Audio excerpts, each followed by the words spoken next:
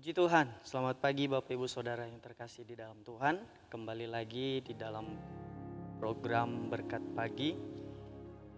Saat ini kita mau belajar lagi akan kebenaran firman Tuhan yang terdapat di kitab Samuel. 1 Samuel pasal yang ke-15 ayat yang ke-20. Firman Tuhan berkata, "Tetapi jawab Samuel, apakah Tuhan itu berkenan kepada korban bakaran dan korban sembelihan? Sama seperti kepada mendengarkan suara Tuhan, sesungguhnya mendengar lebih baik daripada korban sembelihan, memperhatikan lebih baik daripada lemak domba-domba jantan." Puji Tuhan, saudaraku yang terkasih, kalau kita boleh membaca di dalam satu pasal ini adalah pasal di mana Tuhan berbicara di dalam perikopnya Saul ditolak sebagai raja. Puji Tuhan, saudaraku yang terkasih, sebelum kita membahas lebih lanjut, saya akan membacakan ada satu penggalan ayat Alkitab di dalam pasal 14 ayat yang ke-47 di bagian akhir. Firman Tuhan ada berkata seperti ini, "Dan kemanapun ia pergi," ia di sini menunjuk kepada Raja Saul, "ia selalu mendapat kemenangan." Kalau kita boleh melihat sebelum Saul di pasal yang ke-15 ini, ternyata Saul ini adalah seorang raja yang benar-benar Tuhan pakai dengan luar biasa. Dan kalau kita boleh pelajari lagi, ternyata Saul ini juga adalah raja yang pertama, dan dia sangat dihargai, disegani oleh bangsa Israel pada zaman itu.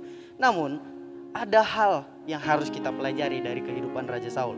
Kalau kita boleh membaca di dalam keseluruhan pasal 15 ini, dari ayat yang ketiga, firman Tuhan berkata seperti ini, "Jadi pergilah sekarang, kalahkanlah orang Amalek, tumpaslah segala yang ada padanya, dan janganlah ada belas kasihan kepadanya.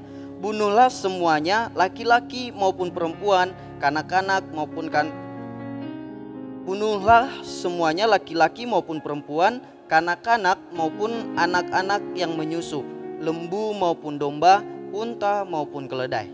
Puji Tuhan, saudaraku yang terkasih, ini adalah suatu perintah langsung dari Tuhan melalui Nabi Samuel. Pada saat itu Tuhan berfirman kepada Nabi Samuel. Tuhan berfirman kepada Nabi Samuel untuk menyuruh Raja Daud berperang, mengalahkan orang Amalek, dan harus membinasakan seluruh orang Amalek, termasuk ternak, anak-anak, bahkan segala semua yang mereka miliki. Namun saudaraku yang dikasih oleh Tuhan, kembali lagi ke dalam ayat pokok kita yang terdapat di dalam ayat yang ke-22 tadi. Firman Tuhan bilang seperti ini, apakah itu berkenan kepada korban?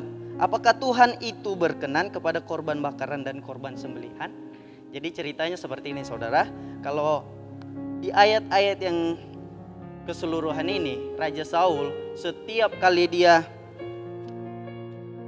setiap apa yang dilakukannya, dia berkata seperti ini.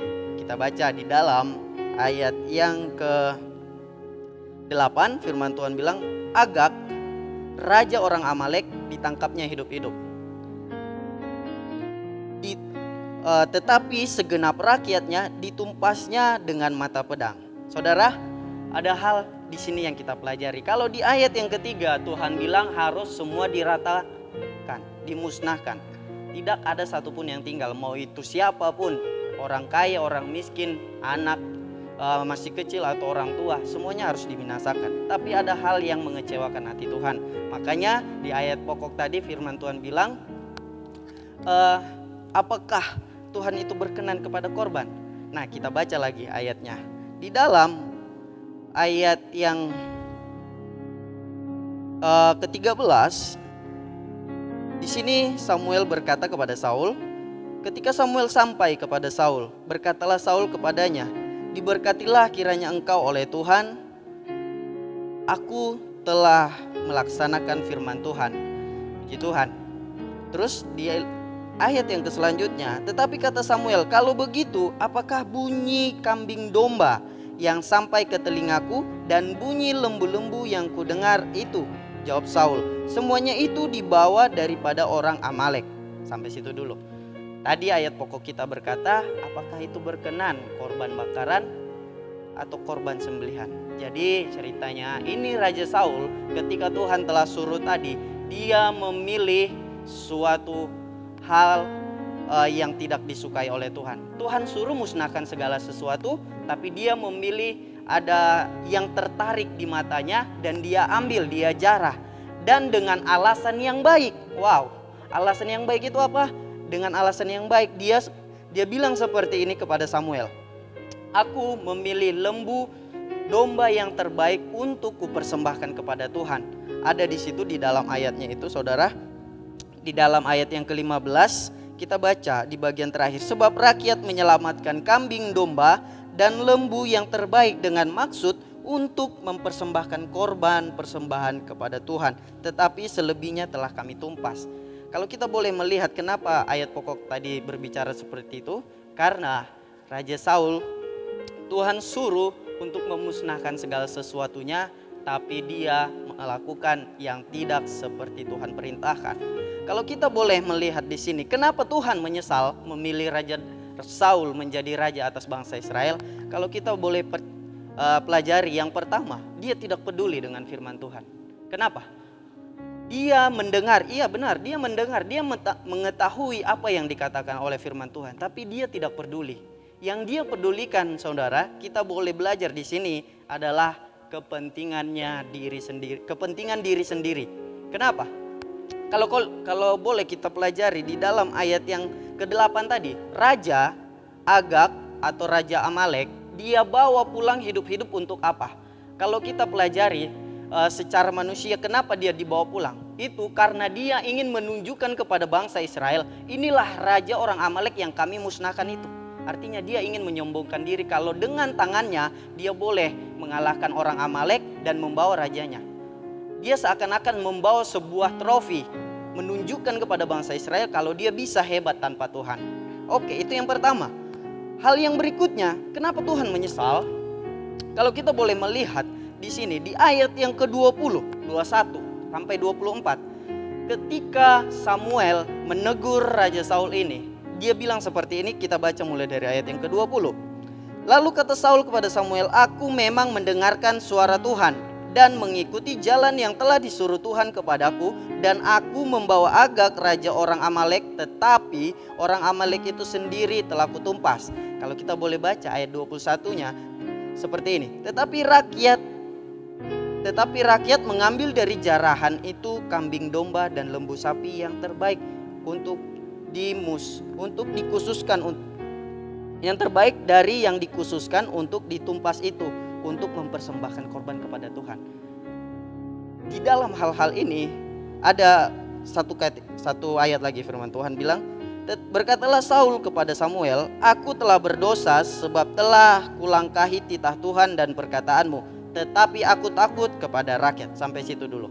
Saudara, di dalam ayat 20, 21 dan 24, ketika Samuel menegur Raja Saul akan betapa telah berdosanya Raja Saul, dia berkata seperti ini, dan dia tidak mau mengakui dosanya. Kenapa? Baca kata tetapi, ada kata tetapi. Dia bilang seperti ini, tetapi rakyat. Nah, ketika mereka telah selesai mengalahkan bangsa Amalek, orang Amalek, mereka mengambil jarahan, bukan cuma bangsa itu.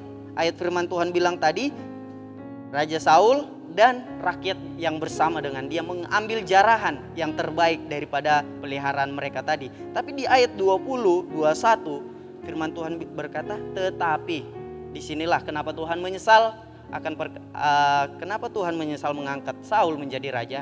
Karena kalau kita pelajari di sini ternyata Raja Saul tidak mau mengakui dosanya. Kalau kita boleh bandingkan saudara, di dalam kitab 2 Samuel ada firman Tuhan berkata seperti ini. Di 2 Samuel 12 ayat 13 berkata, lalu berkatalah Daud kepada Nathan, aku sudah berdosa kepada Tuhan. Saudara tahu kisah ini? Ini adalah kisah ketika Raja Daud sesudah Raja Saul. Raja Daud ini ketika dia sedang berjalan-jalan di atas rumahnya dan dia melihat ada Batseba di situ yang sedang mandi dan dia melakukan dosa. Tapi apa yang dilakukan oleh Raja Daud? Kita lihat, kita baca sekali lagi ya. Firman Tuhan bilang, Aku sudah berdosa kepada Tuhan, titik. Kalau kita balik kepada Raja Saul tadi, setiap kali Samuel menegur dia selalu mengeles dengan alasan, tetapi rakyat, aku takut, tetapi. Saudara, yang menjadi rema dalam kehidupan kita, jangan sampai Tuhan menyesal telah memilih kita sebagai anak. Jangan sampai Tuhan menyesal ketika Tuhan telah memanggil kita untuk melayani Tuhan. Kalau kita boleh melihat atau kita boleh pelajari di sini, jangan seperti Raja Saul, amin, tetapi seperti Raja Daud. Ketika kita mengalami atau ketika kita mendukakan hati Tuhan, kita akui dosa kita dan kita ampuni, amin. Karena Tuhan tidak suka ada alasan, tapi carilah kebaikannya Tuhan. Karena Tuhan lebih suka kita mengaku dosa kita daripada kita mengeles atau kita tidak mau mengaku sama sekali, padahal Tuhan sendiri tahu, seperti Raja Saul tadi. Puji Tuhan, demikian firman Tuhan yang boleh saya sampaikan. Tuhan Yesus memberkati. Immanuel, Allah beserta kita. Kami perlukan